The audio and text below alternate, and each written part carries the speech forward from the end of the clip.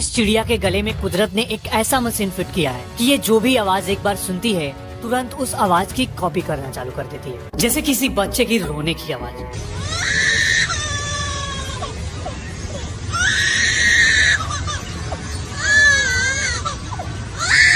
या फिर दूसरे पक्षियों की आवाज।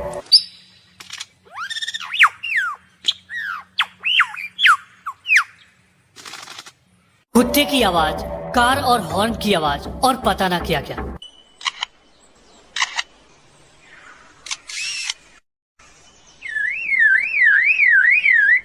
दरअसल इस बर्ड का नाम है लार बर्ड, जिसे मिमिक बर्ड भी कहा जाता है। ये बर्ड किसी भी आवाज की कॉपी लगातार 30 मिनट तक कर सकता है, जब तक कि इसे कोई दूसरा आवाज ना सुनाई।